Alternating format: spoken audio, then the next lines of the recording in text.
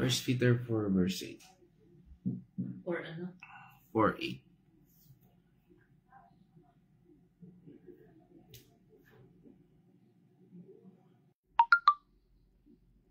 Hay ka na lang.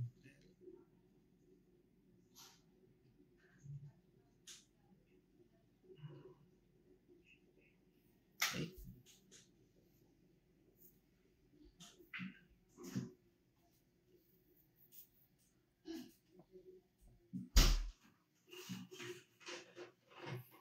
God's morning mga kapatid.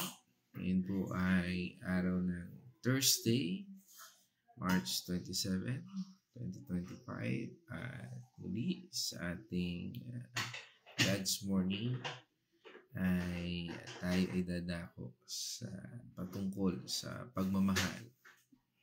At kung ating talata ay mula sa 1 Peter 4 verse 8 na una natin nasabi, at ito'y pamagatan natin, how can we show our love? Kung nga ba ang pag-ibig na ito at paano natin ito maisa sa buhay at paano natin ito maipapahayag, no? Paano nga ba natin at ano nga pangunawa at anong prinsipyo ng Biblia tungkol dito sa love. At muli sa ating pagpapatuloy ay sasamahan tayo ng ating partner, pangbasahin at magbigay sa atin ng paunang panalangin para sa ating daily devotion o sa ating God's morning. Okay. God's morning mga kapatid. Sabi nga po sa 1 Peter 4 verse 8. Higit sa lahat, magmahalang kayo ng tapat sapagkat ang pagmamahal ay pumapawi ng maraming kasalanan. Tayo po ay manalangin. Panginoon naming Ama, maraming salamat po sa panibagong araw na pinagkaloob mo sa amin. Maraming salamat po, Panginoon, sa pagmamahal na ipinakita mo sa amin. Ikaw po ang unang nagmahal sa bawat isa sa amin, Panginoon. Maraming salamat din po sa pagtuturo mo sa amin upang malakaran namin sa aming mga gagawin. At sa iyong mga salita, Panginoon, bigyan niyo po kami ng kaunawaan upang maintindihan namin ang iyong mga gustong sabihin sa bawat isa sa amin, upang maisapamuhay namin ang iyong mga salita, Panginoon. Maraming salamat po. Salamat din po, Panginoon, sa pagbibigay niyo ng magandang kalusugan sa bawat isa sa amin, Panginoon. At ganun din po sa mga may sakit, Panginoon, kagalingan po ang aming hiling sa bawat isa sa kanila. Maraming salamat po, Panginoon, sa inyong pagmamahal na pinagkakaloob sa bawat isa sa amin. This I pray in Jesus' name. Amen. So mga kapatid, isang mapagpalang umaga muli. At again, how can we show our love? No? Ano ba yung pag-ibig na yan? No? Sabi nga, ang pag-ibig na yan ay nating binasa o dito sa ating talata ngayon sa 1 Peter 4:8 ay nagpapatungkol sa kahalagahan ng pagmamahal sa isa't isa. Lalo na dito sa konteksto natin ng ating pananampalataya na sabi nga ng Panginoon, ang pag-ibig na ito ang pundasyon ng lahat at kabilang ang ating pananampalataya. Sa Biblia, ang love ay hindi isang uri lamang. Mayroong iba't ibang uri ng pag-ibig na maaari nating makita sa mga talata, no? At bawat isa ay may natatanging kahulugan. Ito pang ating bago nating tunghayan, no? At how can we, sabi nga dito sa ating talata ngayon, how can we show our love? O paano nga ba natin na ipapakita ang pag-ibig na ito? Ay tunghayan muna natin upang maunawaan natin ang sinasabi ng pag-ibig o maintindihan natin anong uri nga ba ng pag-ibig ang ating naibibigay, no? At o maaari nating maibigay sa ating kapwa. Ang una ay ang agape, no? At ito yung madalas nating napapakinggan. Ang agape ay ang pinakamataas at pinakamahalagang uri ng pag-ibig sa Biblia, no? At ito ay isang walang pag-iimbot o pasubali, no? Ito ay mapagpatawad at walang hanggang pag-ibig. ito ay nagmumula sa ating Panginoon Diyos, ang pag-ibig na ito. Sabi nga, ito yung tinatawag na grace, undeserved, unearned, unmerited favor. Hindi pinaghirapan, subalit nagmamahal. Ito yung pag-ibig na walang hindi naghahangad ng kapalit. No? Sabi nga, if nagbibigay tayo sa, kumbagang sa kahulugan ng pag-ibig nito is 100%, zero ang expectation. Diba? Kalimitan sa buhay natin, ang pag-ibig, minamahal natin ng isang pag-ibig kasi alam natin na mahal tayo niya. O mahal tayo ng kapwa natin. O mahal tayo ng ating iniibig. At sabi nga, that's 50% love. 50-50. 50 sa kanya, 50 rin sa iyo. No? O depende, no? Kung gaano natin kamahal. At itong pag-ibig na ito na agape, masasabi natin in percentage, siguro 100%. Zero expectation. No? Minamahal tayo ng walang kapalit. Pinapakita po rito ng ating Panginoon Diyos na ang agape ang pagmamahal ng Diyos sa pamamagitan ng agape sa tao, no? At sa pamamagitan ng pagbibigay ng kanyang anak, no? Yun yung sabi nga ay ibinigay niya yung kanyang anak na sino yun, ating Panginoon tagapagligtas para sa ating kaligtasan. Pero ibinigay niya yung buhay ng kanyang anak nang wala siyang inaasahang assurance. Sabi nga, kahit na ibinigay na ng Panginoon Diyos ang kanyang anak sa sangkatauhan, hindi naman lahat tumatanggap pa rin sa Panginoong Jesucristo. Imagine natin yan. That's love na maipapakita natin ng pag-ibig ng Diyos na kaya niya ibigay yung kanyang anak, buhay ng kanyang anak, kahit na marami pa rin tao na hindi tumatanggap sa kanya.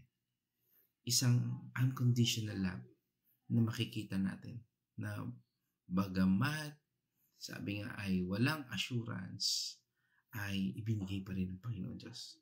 Para sa kaligtasan. At tayo ng mga hentil ay tumanggap at nakaranas ng pagmamahal nito. At ang agape love ay isang aktibong pagpipilian na naglalayong maglingkod at magbigay sa kapwa natin kahit na hindi ito nararapat o karapat-dapat. At ito yung love na itinuturo sa atin ng ating Panginoon. Ang pag-ibig ng Diyos sa sangkatauhan at ang pag-ibig ni Kristo sa kanyang tagasunod, ang pag-ibig ng magulang sa kanilang mga anak. Yan ay isa sa mga halimbawa ng pag-ibig na katulad ng agape. Ang pag-ibig na walang hinihintay o expectation. Kalawang love, eros. Ang eros ay ang pag-ibig na romantiko. Sabihin natin, ito yung sexual at physical na pagkahumaling. Yan po ang eros love. Ito ay isang malakas na emosyon o emosyonal na pag-ibig na madalas na naugnay sa pagnanasa at pagkaakit. Yan pong eros na yan. Yan pong sabi nga ay ang eros ay paano natin re-recognize ang eros ay pinapakita po ng eros sa mga relasyon ito ng mag-asawa at sa pagitan ng mga tao na may romantikong interest sa isa't isa. Yan po ang eros. No? At isa sa mga halimbawa niyan ay ang pag-ibig ng isang lalaki sa isang babae. Ang pag-ibig ng isang babae sa isang lalaki and vice versa. Yan po ay tinatawag na eros love. Ang ikatlo ay ang philia. No? Sa Greek word ang philia na ito ay isang uri ng pagmamahal na nabuo sa pagitan ng mga kaibigan. No? Ito ay isang pagkakaibigan na batay sa paggalang, pagtitiwala at pangunawa. At ipinapakita po dito ng philia sa mga relasyon ng mga malalapit na kaibigan at pagitan ng mga taong nagbabahagi ng karaniwang interes. Yan ang philia. At mga halimbawa nito ay ang pag-ibig ng mga kaibigan sa isa't isa at ang pag-ibig ng mga kapatid o sa isa't isa. Yan po ang philia love. At ikaapat ay ang storge.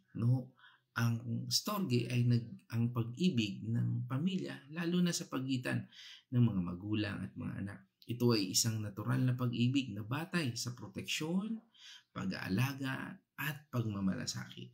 Yan po ang storge love. Ito po ipinapakita o nagpinapakita po ng storge sa relasyon ng mga magulang sa kanilang anak at sa pagitan ng mga anak. Ang mga halimbawa nga po nito, nauna natin nasabi, ay ang pag-ibig ng magulang sa anak. Ang pag-ibig ng mga anak sa kanilang magulang. Yan po ay storge. At ang ikalima ay ang senya. Ano po? Ang senya ay ang pag-ibig ng masasabi natin yan yung nagiging hospitable, yung hospitality. Ang mga Pilipino ay likas ng papagmahal. Bakit? Kasi nga po because of the hospitality ng mga tao. Yung makikita na dito sa ating bansa ay laganap ang senya na talagang hospitable ang bawat tao, na ipinapakita sa mga bisita at mga dayuhan. Ito ay isang uri ng pagmamahal na nagbibigay din sa pagiging mabait at mapagkawang gawa sa mga taong hindi natin kilala. Sabi nga, ito yung mga pag-ibig na ipinakikita natin sa mga taong wala naman tayong relasyon o hindi naman natin talaga sila kilala. Ito ay ang senya. Ang senya ay, sabi nga, ay nagpapakita ng pagtanggap sa mga bisita, sa ating tahanan at pagtulong sa mga nangangailangan. Mga halimbawa po nito ay ang pagtanggap ng mga estranghero sa ating tahanan, ang pagtulong sa mga biktima ng kalamidad. Yan po. Mga kapatid, ang mga uri ng pag-ibig na ito ay hindi magkahiwalay ng mga kategorya. Hindi mga spectrum na kung saan ang mga relasyon ay nagiging komplikado at multidimensional. Ibig sabihin, pwede magkasama-sama.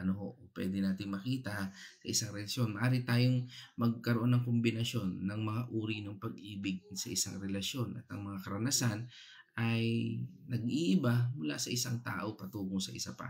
Halimbawa po, ang pag-ibig ng isang mag-asawa ay maaring makita po natin ng agape, unconditional love, o yung eros, o yung sexual, at saka yung philia, habang ang pag-ibig ng isang sa kanyang anak ay maaaring magsama ng agape, storge, at philia. Makikita po natin yan sa relationship. Mahalaga na makita po natin at maintindihan at ibang uri ng pag-ibig sa Biblia upang maunawaan natin ang mga talata at mailipat natin ang mga aral sa ating sariling buhay. Kasi sabi nga po, the understanding, merong two way to understand the Bible. Literal at hermeneutics. At itong ating tinatalakay na ito ay upang makita natin ang malalim na kahulugan at upang maunawaan natin ang tunay na kahulugan ng ating talata. At sa pamamagitan ng pag-unawa natin sa mga uri ng pag-ibig nito, mas malalim nating maunawaan ang kalooban ng Diyos para sa atin at sa ating relasyon sa iba. Ang uri ng pag-ibig na tinutukoy dito sa ating talakayan ngayon sa 1 Peter 4:8 ay ang agape. Ang 1 Peter 4:8 ay nagpapahiwatig ng agape bilang pinakamataas na uri ng pag-ibig na dapat nating ipakita sa isa't isa bilang mga Kristiyano. Ito ay isang pag-ibig na nagmumula sa Diyos at nagtutulak sa atin na magpatawad, maglingkod at magkaisa kahit nasa gitna ng pagsubok. Napakahalaga po ng pagmamahal. At ilan sa mga bahagi kung bakit mahalaga ay ito po dahil sa ito ang pangunahing utos. At ayon na rin doon sa ating talata ay nagsimula, sabi nga niya doon, sa higit sa lahat. Higit sa lahat. Ito po ay nagbibigay diin sa pagiging mahalaga ng pagmamahal sa buhay nating mga Kristiyano. Hindi lamang ito isang pakiramdam, kundi isang aktibong kilos na dapat nating ipakita sa bawat isa. Ito ang pinaka-importanting utos na nararapat natin o dapat natin pong sundin. Sabi nga po sa ating Panginoong Jesucristo mula sa Mark 12 verse 30 hanggang 31. 30. Ibigin mo ang Panginoon mong Diyos ng buong puso, buong kaluluwa, buong pag-iisip at buong lakas. 31. Ito naman ang pangalawa, ibigin mo ang iyong kapwa gaya ng pag-ibig mo sa iyong sarili. Wala nang ibang utos na hihigit pa sa mga ito. Sabi nga, love God, love people. Wala nang pinakamahalagang utos sa dalawang yun. Kung naipapakita natin ang dalawang bagay na ito, love God and love people, nakalinya tayo sa utos ng ating Panginoon Diyos. Binibigyan din dito ng ating Panginoon Hesus na ang pagmamahal sa Diyos at sa kapwa bilang pinakamahalagang utos. At sabi rin sa atin ng John 13 verse 34-35. Isang bagong utos ang ibinibigay ko sa inyo ngayon, mag-ibigan kayo. Kung paano ko kayo inibig, gayon din naman kayo mag-ibigan. At kung 35, kung kayo'y nag-iibigan, makikilala ng lahat na kayo'y mga alagad ko. Amen. Sabi nga, yan ang sinyales na tayo ay tagasunod ng ating Panginoon Hesus. Kaya nga binigyan ito ng diin ng ating Panginoon Hesus na sa pamamagitan ng pagmamahal sa isa't isa bilang tanda, ito ay nagpapakita ng pagsunod natin that we are Christ follower. Sabi niya, ang pagmamahal sa isa't isa ay isang malagang utos na nagpapakita ng ating pananampalataya.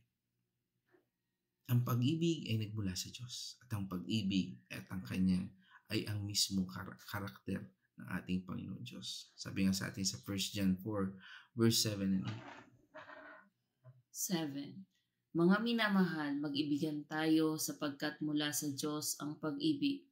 Ang bawat umiibig ay anak ng Diyos at kumikilala sa Diyos. 8. Ang hindi umiibig ay hindi kumikilala sa Diyos sapagkat ang Diyos ay pag-ibig. Kaya ang Diyos ay pag-ibig. Ang linaw na sinabi ng Panginoon, kung tayo ay kumikilala sa Kanya, nagmamahal tayo. Kung hindi natin kilala ang Diyos. Ang pag-ibig ang nagpapakita ng ating pagiging anak ng Diyos. At ang hindi pagmamahal ay nagpapakita ng kawalan ng kaalaman sa Diyos. Kung bakit hindi natin naiibig, kung bakit hindi tayo makapagpatawad, ay dahil sa hindi natin o sa kakulangan natin ng kaalaman patungkol sa Diyos. Ito po ay tanda ng pananampalataya ng bawat Kristiyano o tagasunod ng ating Panginoong Jesucristo. Ang pagmamahal sa kapwa ay isang tanda ng tunay na pananampalataya. Nasabi nga rin sa atin ng ating Panginoong Jesucristo mula sa John 13 verse 35. Kung kayo'y mag-iibigan, makikilala ng lahat na kayo'y mga alagad ko. Amen. Sabi nga, sa ganitong paraan natin malalaman na tayo ay alagad ni Kristo. Ang pagmamahal sa isa't isa ay nagpapakita na tayo ay mga tagasunod ng ating Panginoong Jesucristo. Ito po ang panimula sa pagkakaisa. Ang pagmamahal ay nagiging tanda ng pagkakaisa sa ating komunidad. At sa halip, ang pagkakahati-hati, ang pag-aaway-away, ang pagmamahal, ang nag-uudyok sa atin na magkaisa sa ating pananampalataya. Dito makikita po natin na sa ating talakayan ngayon ay pinatutungkulan ang pagmamahal na tapat. Ano nga ba katapat ang ating pagmamahal na ito? Sabi nga, ano nga ba ang pagmamahal na ito? Ano nga ba ang pagmamahal na tapat? Sabi nga, ang pagmamahal na tapat ay hindi mapagkunwari. Ang salitang tapat ay nagpapahiwatig na isang pagmamahal na hindi mapagbalat kayo. No? Sabi nga, hindi ito mapagkunwari. Ang tunay na pag-ibig ay hindi nagtatago o nagkukunwari. Sabi sa atin sa 1 John 4 verse 18. Walang kasamang takot ang pag-ibig at pinapawi ng ganap na pag-ibig ang anumang pagkatakot. Hindi pa ganap ang pag-ibig ng sinumang natatakot sapagkat ang takot ay kaugnay ng parusa. Amen. Sabi nga, nagiging boldness tayo, nagkakaroon tayo ng boldness o tapang sa pag-ibig na ito dahil alam natin na ito ay mula sa Diyos. Ang pag-ibig na ito ay bukas, tapat, at walang takot. Hindi ito mapagkunwari dahil hindi ito nagtatago sa likod ng mga maskara o peking emosyon. No? Parang nakangiti sa'yo pero iba naman ang isipan. No? May selos, may inggit, at kung ano-ano pa. Ang talatang ito ay nagpapatungkol sa atin sa pagpawi sa mga emosyon na mapagkunwari. Ang tapat na pag-ibig ay nagmumula sa isang puso na nalinis na ng katotohanan. Sabi nga, no, ng 1 Peter 1 verse 22.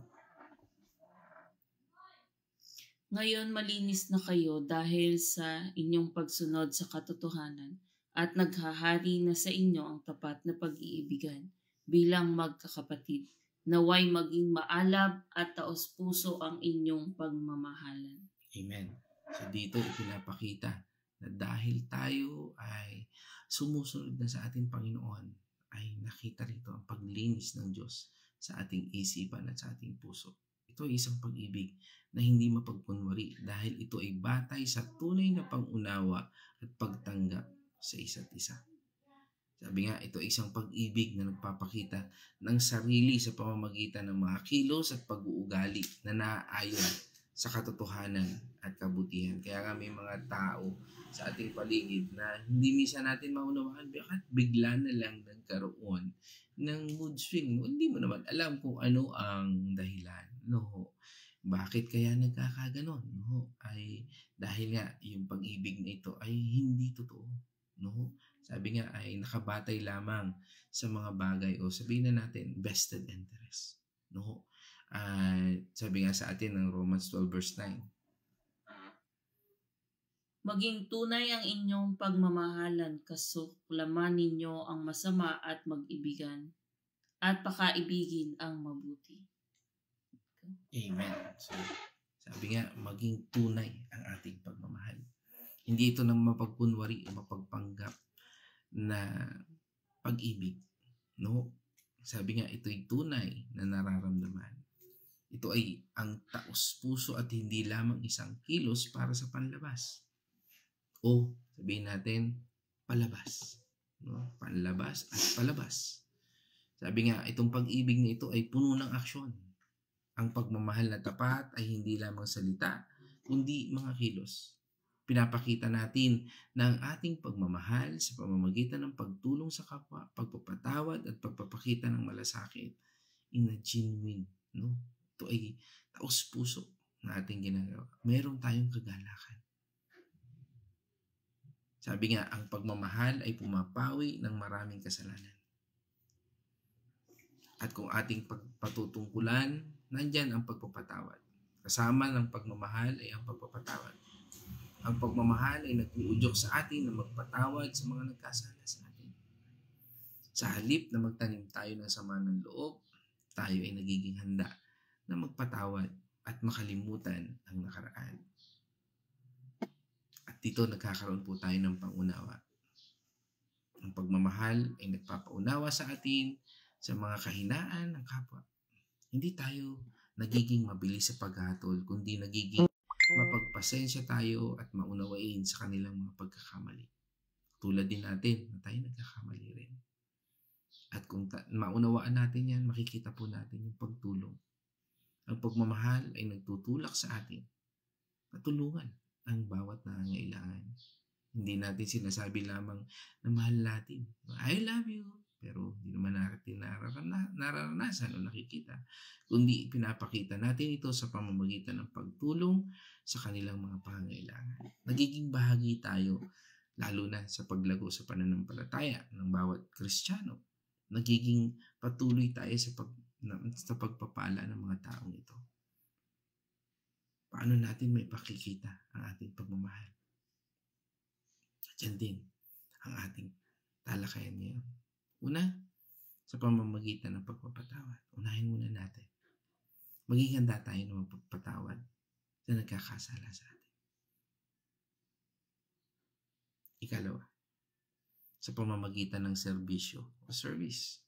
Maghanap tayo ng mga pagkakataon upang matulungan ang ibang tao. At sa pamamagitan ng pangunawa, magiging mapagpasensya at maunawain tayo sa mga pagkakamali ng iba. Sa pamamagitan ng ating pakikipag-usap o komunikasyon, pari po tayong magsalita ng mabuti at nagpapalakas ng loob sa iba. Yung sinasabi natin na speak life. Maging bahagi tayo ng solusyon sa ating komunidad, sa ating paligid, sa ating kapwa.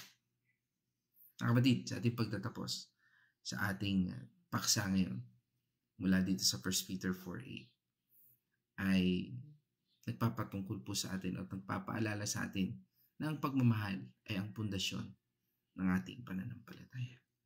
Ito ay hindi lamang isang emosyon, kundi isang aktibong kilos na nagpapaunawa sa atin na magpatawad mismo sa atin at nagudyok sa atin na tulungan ang ating kapwa.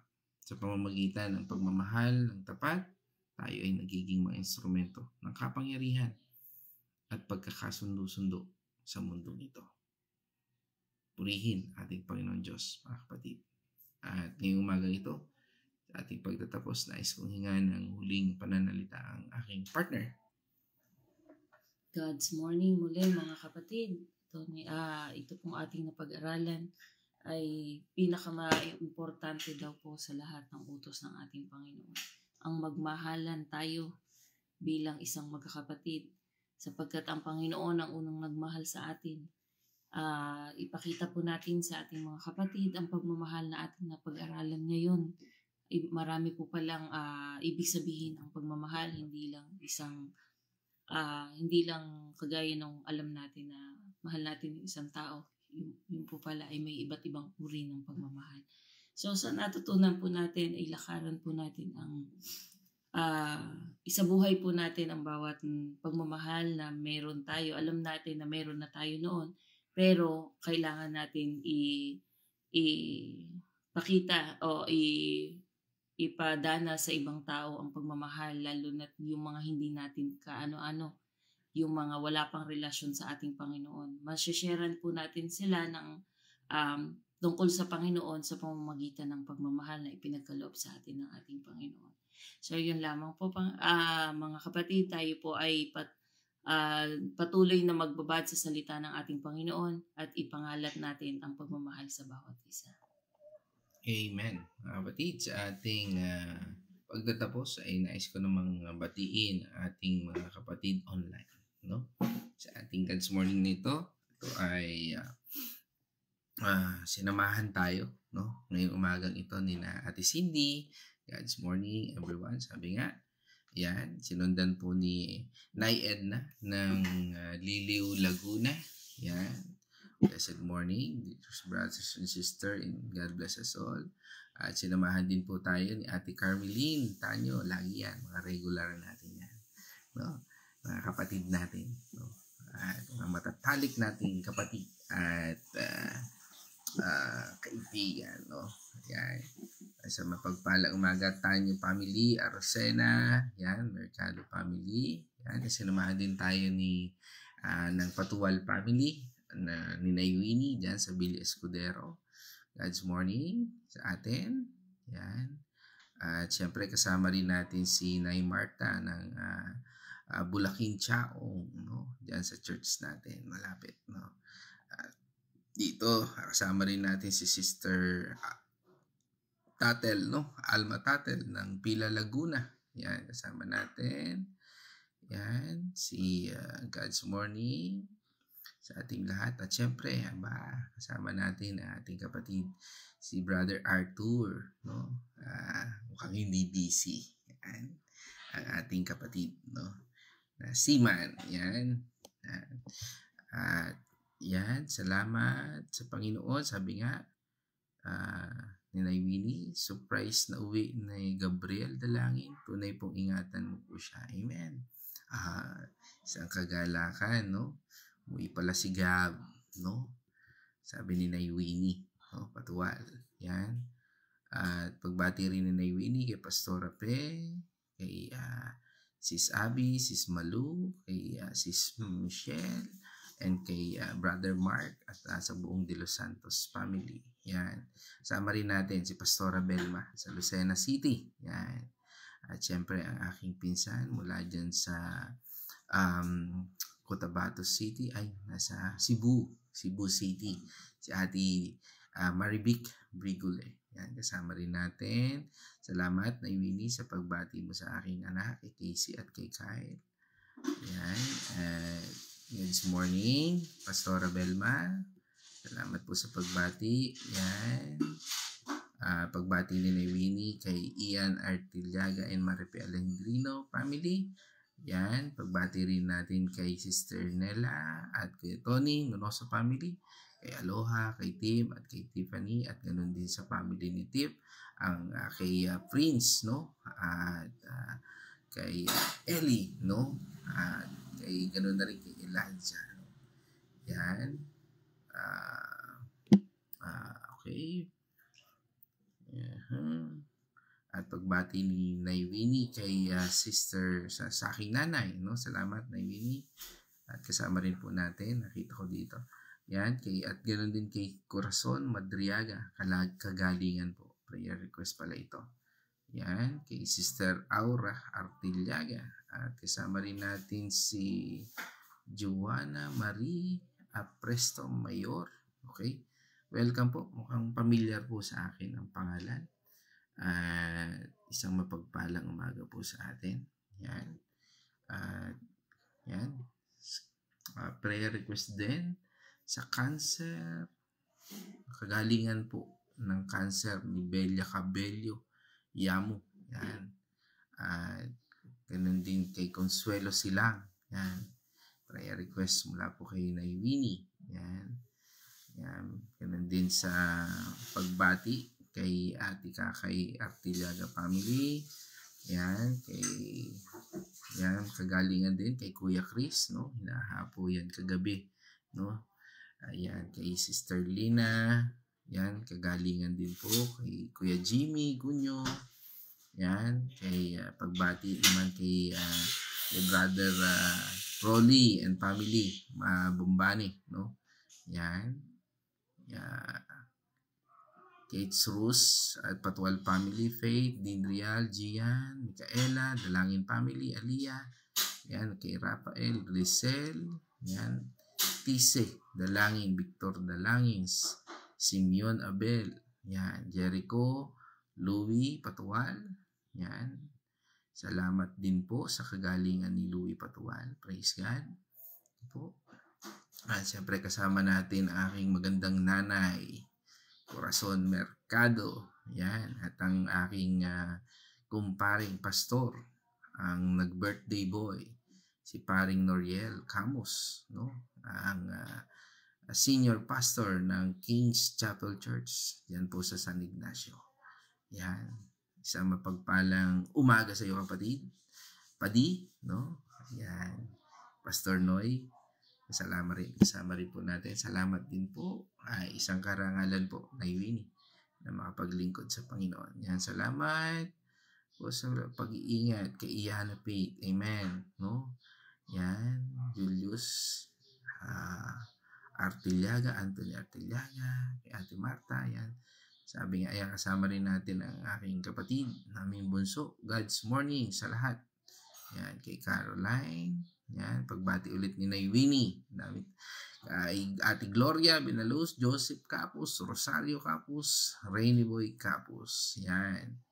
At yan, salamat din po sa iniingatan mo po sa Rosario Capus, no? Yan, praise God. Kasama rin natin si Pastor Tuts, no? Renato Agustin, no? Hindi ko alam kung anong hindi ko alam kung nasa LOTN si Pastor Tuts, no? Kung ano man church ni Pastor Tuts. Isang mapagpalang umaga po, Pastor Tuts, Renato Agustin. At isang mapagpalang umaga sa ating lahat. Yan.